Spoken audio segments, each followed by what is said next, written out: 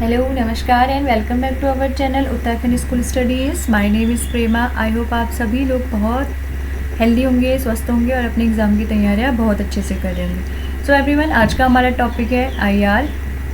देख लेते हैं कि इंटरनेशनल रिलेशंस होते क्या हैं। वैश्विक मंच पर राष्ट्रों, राज्यों और वहाँ के लोगों के लिए, वहाँ के बड़े बड़े बिजनेसमैन, अभिनेताओं के लिए अध्ययन किया जाता है आईआर के अंडर। साथ ही जो संप्रभु संस्थाएं हैं, अंतर सरकारी संगठनों, गैर सरकारी संगठनों, गैर राज्य अभिनेताओं और बहुराष्ट्रीय निगमों, कंपनियों आदियों के बीच बातचीत होती है। कुछ नियम कानून और कुछ समझौते किए जाते हैं, वही आईआर के अंडर एक दूसरे देश के साथ संबंध स्थापित करने के लिए बनाए जाते हैं।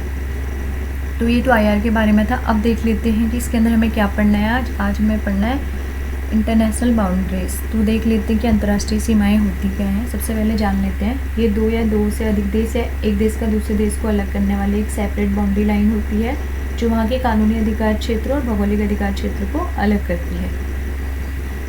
तो आज हम पढ़ेंगे सबसे पहले भारत के बारे में कि इसकी अंतर्राष्ट्रीय सीमाएँ कहाँ से कहाँ तक हैं और कितने देशों के साथ लगते हैं। तो सबसे पहले देख लेते हैं कि इसकी सीमा रेखा की जो कुल लंबाई है वो कितनी है, 15,000 किलोमीटर है। और कितने देशों के साथ साझा करता है, तो 7 पाकिस्तान, चीन, नेपाल, बांग्लादेश, भूटान, म्यांमार और अफ़गानिस्तान के साथ। तो 7 देशों के साथ अंतर्राष्ट्रीय सीमा अपनी साझा करता है। भारत की जो तटरेखा है 7,516.6 किलोमीटर लंबी है, जो लगभग 13 राज्यों और केंद्र शासित प्रदेशों को कवर करती है। तो ये 13 राज्य कौन कौन से हैं, इनके बारे में जान लेते। कई बार एग्ज़ाम में पूछे जाएंगे आपसे कि इनमें से कौन सा राज्य है जो भारत की तटरेखा को छूती है, या फिर इनमें से कौन सा राज्य है जो भारत की तटरेखा को नहीं छूती है। देख लेते कौन कौन से हैं वो राज्य। गुजरात है, महाराष्ट्र है, गोवा है, कर्नाटक है, केरल है, पश्चिमी बंगाल है, उड़ीसा, आंध्र प्रदेश और तमिलनाडु। ये तो 9 राज्य हो गए। इनके साथ 4 केंद्र शासित प्रदेश भी हैं। लक्षद्वीप हो गया, अंडमान निकोबार द्वीप समूह, पुडुचेरी और दमन और दीव। तो ये 13 हैं। इनमें ये हमें याद करनी चाहिए और किसी भी एग्ज़ाम में ये किसी भी तरीके से एग्जामिनर पूछ सकता है। तो नेक्स्ट देखते हैं लद्दाख। लद्दाख जो हाल ही में 2019 में हमारा केंद्र शासित प्रदेश बना है, उसकी जो सीमा, अंतर्राष्ट्रीय सीमाएं हैं, वो 3 अलग अलग देशों की अंतर्राष्ट्रीय सीमा को छूती है। कौन कौन से हैं वो 3 देश? पाकिस्तान है, चीन है और अफ़गानिस्तान है। तो ये बहुत इंपॉर्टेंट क्वेश्चन है। लद्दाख एकमात्र केंद्र शासित प्रदेश है जिसकी जो अंतर्राष्ट्रीय सीमा 3 देशों से लगती है। तो ये क्वेश्चन में आ सकता है। और लद्दाख की जो राजधानी वो कहाँ है? लेह है। और लद्दाख में ही क्या क्या चीज़ें हैं जो फेमस हैं? खारदुंगला दर्रा है, जो कि नुब्रा घाटी जाने, लेह से नुब्रा घाटी जाने का एक रास्ता है और ये सबसे ऊंचा विश्व का मोटर वाहन योग्य चलाने योग्य एक दर्रा है। इसी में जासंग रेंज भी है और लद्दाख में ही महान हिमालय और काराकोरम जैसी पर्वत श्रृंखलाएँ भी हैं। और भी हम इनके बारे में बाद में डिटेल में पढ़ेंगे जब नेक्स्ट वीडियो देखेंगे। भारत के बारे में आपको पता होगा, ये दक्षिणी गोलार्ध, उत्तरी गोलार्ध में स्थित है और भारत दक्षिण एशिया में स्थित और भारतीय उपमहाद्वीप का सबसे बड़ा देश है। क्षेत्रफल की दृष्टि से ये विश्व का 7वां देश है और जनसंख्या की दृष्टि से दूसरा देश है। इसका जो क्षेत्रफल है वो कितना है? 32,87,200 किलोमीटर स्क्वायर है। तो ये कुछ बातें थी भारत के बारे में। अब देखते हैं नेक्स्ट,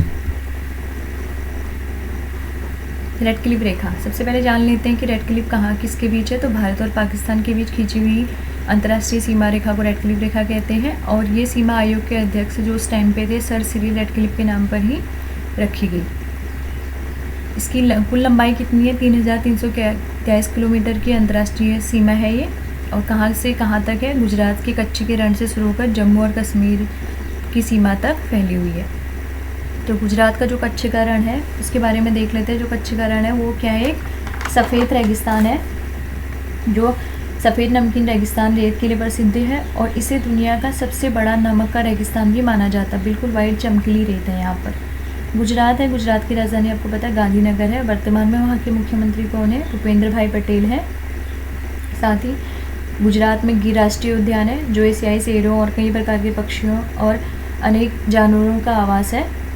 गुजरात में ही द्वारिकापुरी, जो कि हमारे जो प्रमुख 4 धाम हैं उनमें से एक स्थित है।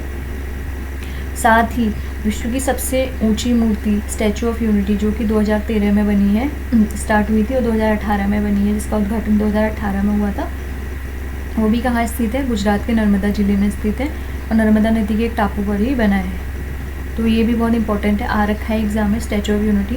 कौन से डिस्ट्रिक्ट में है, तो नर्मदा डिस्ट्रिक्ट में से। तो वहाँ पे अगर कभी नाम पूछा जाए तो साधुबेट नामक स्थान पर है, नर्मदा डिस्ट्रिक्ट के। और ये हमने किसे समर्पित किया है, तो भारत के जो प्रथम उप प्रधानमंत्री थे कौन थे, सरदार वल्लभ भाई पटेल जी, और वही हमारे प्रथम गृह मंत्री थे, उनको यह समर्पित किया है। नरेंद्र मोदी द्वारा इसका उद्घाटन हुआ था 2018 में। तो ये कुछ चीज़ें हैं गुजरात के बारे में। अब देख लेते हैं नेक्स्ट। रेड क्लिफ रेखा पश्चिम तरफ कहाँ भारत और पाकिस्तान है, और पूर्वी तरफ भारत और बांग्लादेश है। यानी कि बांग्लादेश तो आना ही था, क्योंकि जब ये रेड क्लिफ रेखा बनी थी तब बांग्लादेश कहाँ था, पाकिस्तान में सम्मिलित था। तब वो क्या था, पूर्वी पाकिस्तान था। फिर 1971 में आपको पता है कि वो एक अलग राज्य बना, भारत की सहायता से अलग देश बना, एक सेपरेट देश बना। तो तब से जो रेड क्लिफ रेखा है वो बांग्लादेश के बीच भी खींची गई। नेक्स्ट देखते हैं डूरंड रेखा। डूरंड लाइन मोस्टली अफ़गानिस्तान और पाकिस्तान के बीच की सीमा है, किंतु उस टाइम जो था पाकिस्तान भारत का ही एक हिस्सा था। 1947 के बाद वो भारत से अलग हुआ, तो उसके बाद जो अफ़गानिस्तान और पाकिस्तान के बीच जो डूरंड रेखा खींची गई थी उसका मात्र 106 किलोमीटर की जो रेंज है वो भारत में आई। तो डूरंड रेखा अफ़गानिस्तान और भारत के बीच में कितनी 106 किलोमीटर है, और इसका सीमाकान ब्रिटिश रासायनिक सर मोर्टिमर डूरंड के नाम पे ही किया गया था।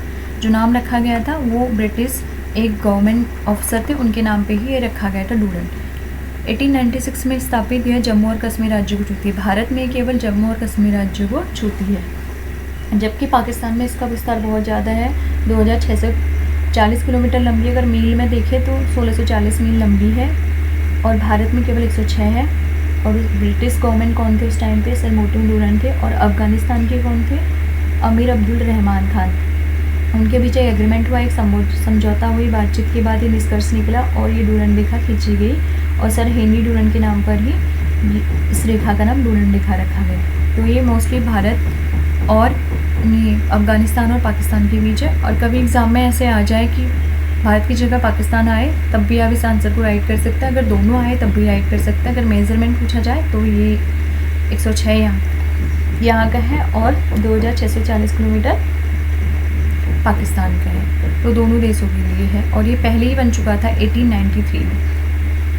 ठीक है, तो ये हमें पता होना चाहिए इसके बारे में। बाकी जो और भी इसके अंतर्राष्ट्रीय सीमाएं हैं वो हम दूसरी वीडियो में डिस्कस करेंगे। आज के लिए इतना ही। प्लीज़ आप ये वीडियो ज़रूर देखिएगा।